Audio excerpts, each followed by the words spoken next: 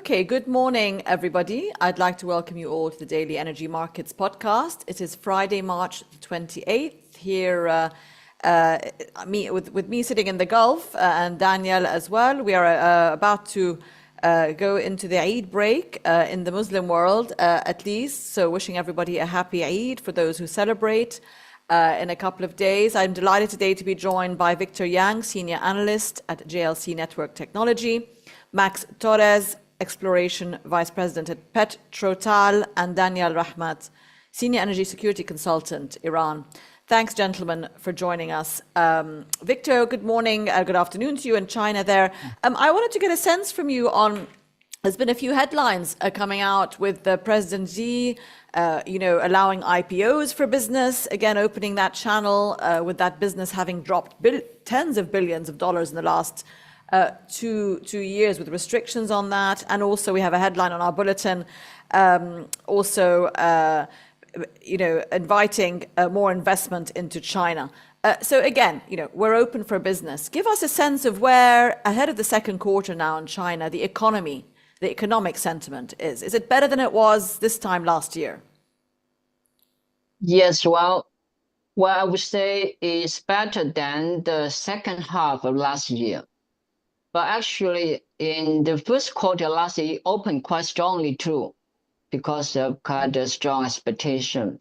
But it kind of improving particularly from late last year.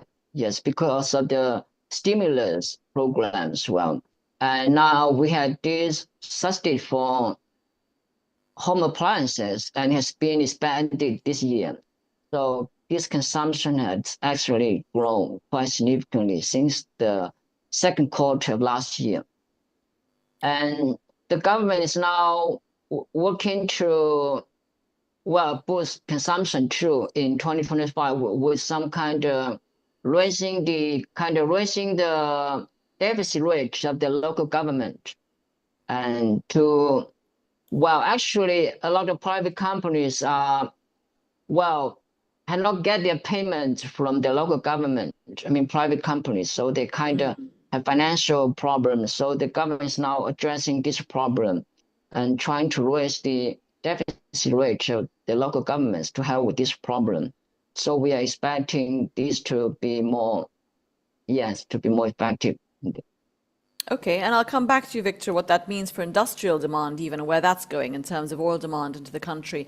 Daniel, let's go to you. Good morning. A lot of activity where you are as well in the region and where I am.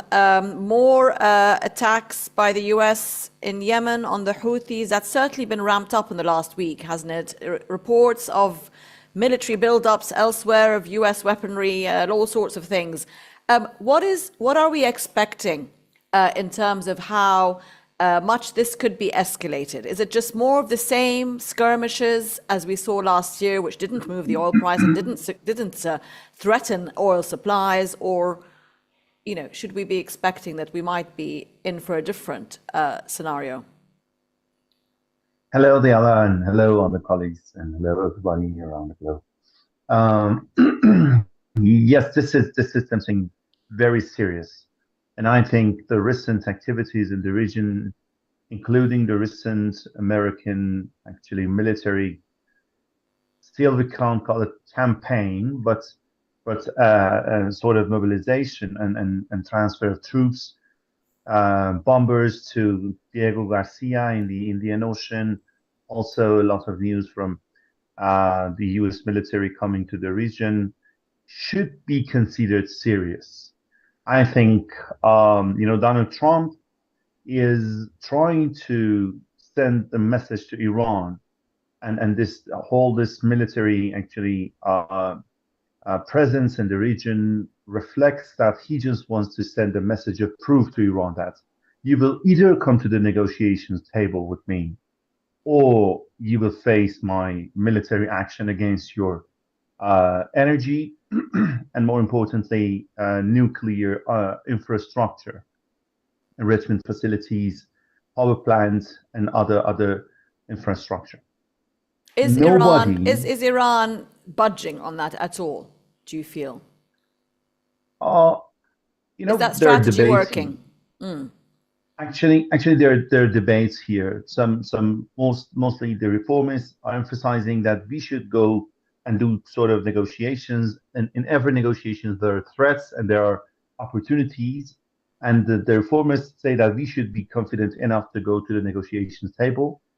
And at the same time, the conservatives are claiming that look at Ukraine and look at Canada, look at Denmark, what kind of negotiations you want to do with this administration. In fact, Iran's leadership, I think, and the conservative side of the Iranian establishment, they are trying to make a balance with Americans instead of making a deal with them, and balance of powers with different military maneuvers, actually trying to rebuild the network between the proxies and supporting Yemenis, Houthis in Yemen are very important. And at the same time, we need to understand that this balance between Iran and the US is not in a nowhere place. There are a lot of countries around. China is here. The Gulf states are here. The peace between Saudi and Yemen matters very much. The transportation of goods in the Red Sea matters very much. Also, the Palestinian-Israeli issue is a significant matter. Also, Turkey recently started to play a significant role in the balance in the region. So there are a lot of elements which I think Donald Trump, please consider that Americans have made a lot of strategic mistakes, but if he enters a war with Iran, that would be a very important strategic mistake, even a limited one. Yeah, and I mean, well, many people are just saying that just isn't going to happen. Well, it could happen, obviously, but it would be detrimental more to America even than Iran in a sense, and to the global economy. So that is a card that Iran has to play. It probably believes that it won't happen, and it does have some cards to play, in terms of closing the Strait of Hormuz, for example, which it has chosen not to do, but who knows? Max, good evening to you in America, and early morning. We've, again, a lot of headlines also coming out of the United States regarding Latin America. We've got the Venezuela issue. I wanted to get your opinion on that, where we had the sanctions tightened there in terms of the Chevron license, and then that was revoked by Trump. And okay, you can have a bit of license allowance, Chevron. What do you see going forward for the activity in Venezuela on that front? I mean, it's not very encouraging for other companies to come in, certainly, and certainly, obviously disparaging a bit for license holders like Chevron. Yes, indeed. Thank you for the question. Well, I think all of us, I think the world is entering into a new order, well, that it seems at least, and Latin America is not exempt, to these changes, that we are facing, for the near future. In Latin America, Trump already said that Latin America, that he doesn't need South America, Latin America, so that was his statement. But on the contrary, I think he probably needs, especially the oil production. So probably Latin America is going to be in a favorable position compared to other regions in the world. What in this new order that we see coming, at rapid speed, toward us. He certainly seems to back off from the pressure on Mexico for a while, Yes. at least, versus other countries, Yes, contrary to indeed. his first announcements. Indeed. I think he needs Mexico. U.S. needs Mexico for sure. A lot of, production, auto parts, and many other things, coming out of Mexico. But I think regardless of, Mexico, I think he needs, Latin America and the oil production. Oil production today, is mostly Brazil and Argentina is starting to show up, its teeth. But Venezuela, unfortunately, is under this pressure. He's going to probably put more pressure, Venezuela, because of the issue with the elections. We all know that Maduro didn't win the elections. Elections was won And by we had, Mr. of course, that Gonzalez. whole, Yes. we had the whole, well, I mean, we had him act on the people in the US who he shipped off and flew off back via via a prison on the way to Venezuela. I'll come back to you, Max, about that, and want to talk a bit about Guyana as well, because you have a headline again about Rubio visiting Guyana, warning again Venezuela not to do anything there. Victor, back to China and back to oil demand. What is the status today of inventories in China in terms of stocks? Can you give us some sort of update on that, and outlook again for demand in the second quarter, and how that relates, of course, to their refined product exports as well? Well, yes, and regarding demand, we see gasoline demand largely stable compared with a year ago, but diesel demand is still declining, and jet fuel is still growing, modestly growing, but jet fuel demand is not as large as that gasoline or for diesel. So the combined demand for clean products is actually slightly smaller than a year ago. But the country's oil majors, such as Sinopec, is planning to boost its chemical production, such as ethylene, well, quite significantly in 2025. So this can help to push up its crude output, crude throughput by about 3 million metric tons in the whole year, the 2025. So they are basically looking at other sectors to drive up their crude demand, not the oil product demand. And actually, they are also under quite significant pressure to export gasoline, diesel, and jet fuel. And as we know, the country has just announced has just released the second batch of quotas on oil products for 2025, much earlier than usual, because last year it was not released until early May, but this year is before April. So there's quite a difference, over 1 month's difference. Why is that? Well, oil majors can make plans for a long period of time, and that would be better if they run out of quotas when then the country releases new quotas. Well, it would be not good for the plan making. And certain refiner will be using up its quota after exports in April. So some companies also apply for the quotas earlier than usual too. Yeah. Okay. That's the difference. Okay, thanks, Victor. Daniel, let's talk a bit about oil exports in Iran. Any sign that we've seen that the numbers change at all with the sort of increased rhetoric from Trump, of course, maximum pressure, etc., and a lot of the market believing that actually we'll see a reduction in exports at some point, in the next few months through pressure of some sort. Do you think that's going to happen, or could we still stick to our sort of 1.5 that we've been seeing in the last couple of years? How far do you think that could drop? And of course, it relates to what China does, and I'll go back to Victor on that. But what about from the point of view of Iran? Well, Dayala, as you said, it very much depends on China's actually political decision, whether they're willing to support Iranian oil flows towards China, which means a very vital pillar to Iranian economy. Big part of Iranian income comes from the crude exports to China, as well as petrochemical products exports, and to a lesser amount, the refined products exports to the region and also to China. But this very much depends on China, Beijing's political decision. As you know, Americans have started to putting sanctions on Shandong refineries, the teapots, and they're going to most probably extend that to the ports, to the pipelines, to the financial system, which is helping Iran for delivering the money. And if China continues washing down Trump's, let's say, aggressive approach towards sanctioning Chinese infrastructure, they're not going to be stopped there. But it is a very complex issue.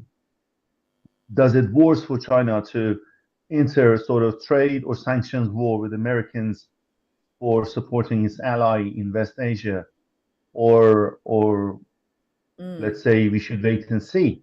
But there are also a lot of other things which are making China considering this thing.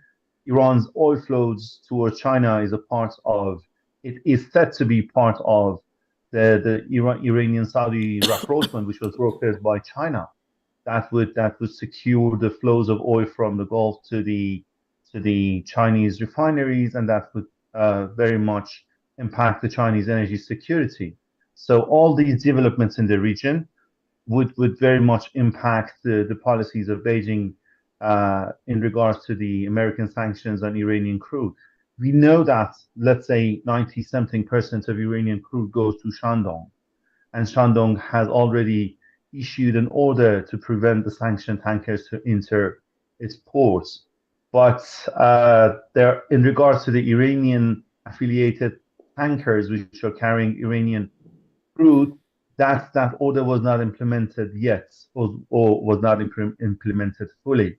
But let's see what would be the decision by President Xi and the Chinese administration, and then later Iran should decide how to deal with such sanctions, because this is a multi functional issue.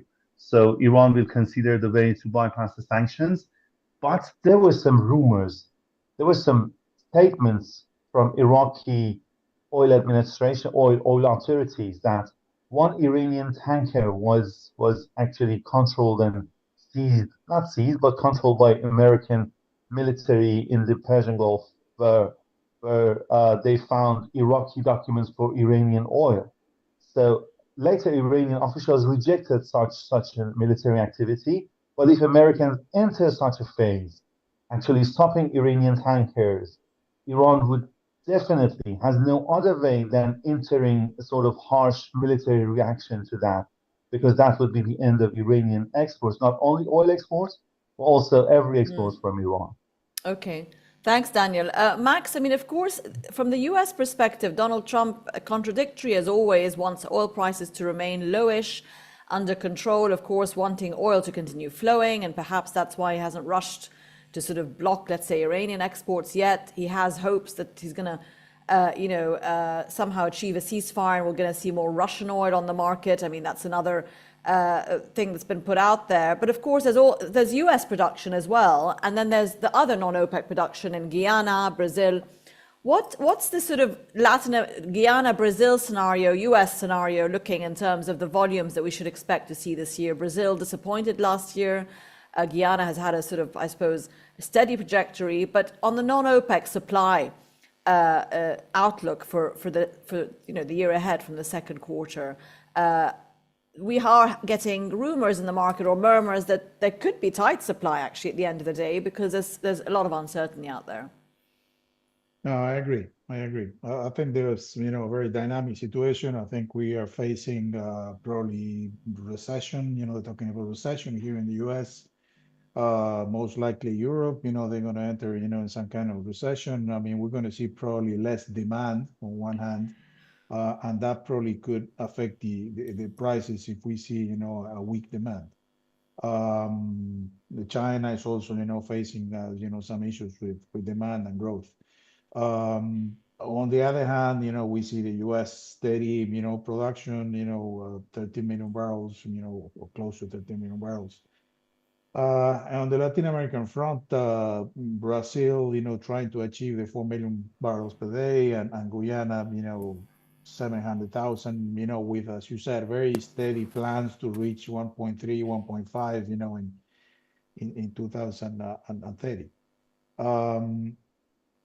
So I think the outlook for Latin America, I think, is stable. I don't think we're going to see major swings. I think Mexico also, is sort of stable, and the other countries, I think they're not meaningful. Or Ecuador or Argentina, at this stage, they are not meaningful.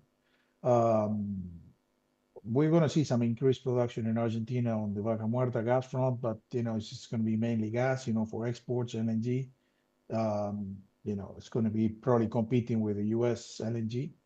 But to me, the concern right now is going to be, is the demand.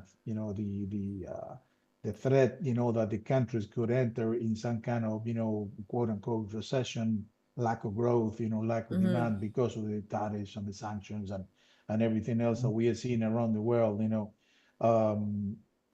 Certainly, far as that these, yeah, the yeah. I mean, supply, certainly I the think, go ahead. yeah, Sorry. the tariff situation has certainly been cited by market participants as what's really weighing on sentiment at the moment, and that's what people are most nervous about, rather than, for example, military conflict.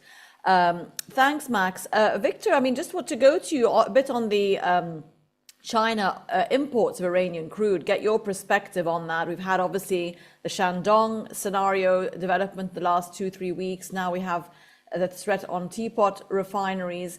Do you think that we will see less Iranian oil come into China, even less, more volumes sort of taken off that list, if you like, going forward, or will China just continue to take what it can get? Well, after the latest announcement of 25% tariff on countries dealing with sanctioned countries, well, actually independent refiners in Shandong has shown kind of wait and see attitude. So they had slowed down their purchase of such barrels, and they will wait to find out how things evolves in the near term before deciding whether to continue to take these cargoes or not. So yes, for the time being, it has slowed down their purchase of such barrels. Yeah. So we still need to wait for some time to find out how things, will play out before they resume their normal purchase. Yes. And how I mean, what do you make of China's reaction so far to the U.S. tariffs, threats, if you like? They've implemented, obviously, China has responded, but everyone's saying it's been a very soft response, very cautious response. Do you see that continuing, that sort of back and forth, or could things escalate more from a Chinese perspective? Or could they play a stronger hand? Yes, so I could, but as always, the government, when it's asked, it will say such sanctions are illegal and we do not accept it. Yeah, but for companies, they are concerned of such sanctions may affecting the operation. Yeah, so there is some difference between companies and the country. The country never say, do not take such cargoes. It did not order any companies to stop taking such cargoes. But companies have their own concerns. So if they can manage to circumvent such sanctions, they will take such cargoes because there's no order from the government saying that you cannot take them. Right. Yes. And what about the government's policy towards the yuan to kind of try and weaken it a bit to support exports as much as possible in the midst of this sort of tariff challenges? Any clarity on that going forward in terms of what their intentions might be? Well, for some time earlier this year, actually the currency weakened, yes. Well, but lately it has not weakened much, not continuing. So we do not expect it to be weakening much further. And it depends a lot on the US economy and how strong the dollar is too. Say if the dollar weakens, well, it would not help with the export of China's products. And so we will not see very sharp depreciation of the Chinese currency as some others expected earlier this year. Yes. Okay, thanks, Victor. There's our survey question for today. Heightened US Houthi tensions and tight inventories at the moment will keep oil prices securely above $70 in the second quarter. Agree or disagree? Of course, we've seen oil in the last month dip below that, but receive more support in the last month, again, because of, geopolitics and also, short-term tight supply at least. So do you agree or disagree that that will continue to be the case through the second quarter? Daniel, back to you on that. Of course, we have in the second quarter more OPEC oil being added starting next week in conjunction, obviously, with tariffs also being implemented. That early April date is quite significant, perhaps. But there doesn't seem to be too much sentiment in the market that OPEC oil will move things much, because there should be compensatory cuts within OPEC coming into play, and that there's enough demand out there at the moment for that in terms of coming 2-3 months. What's your take on that? Do you think it's something that OPEC will manage in terms of internally as well with its other members who've been overproducing, and can it rely on them cutting that overproduction back as they add oil, obviously, on the other side? Look, there are the cuts, which was very much supported by Saudi Arabia to support the oil prices during the last 2 years, was something very positive and was something very wonderfully managed, especially thanks to the very stable policies of Saudi Arabia in the market. But at the same time, there was a lot of unhappiness, let's say, between some of the members, including the UAE, Iraq, and others, because they had invested a lot on the actually upstream to produce more barrels, to take more barrels to the market. But So they have been producing and exporting more, Iraq and the UAE, apparently above their quotas. So they were upset, but they've still been exporting what they want anyway. So they haven't really been impacted.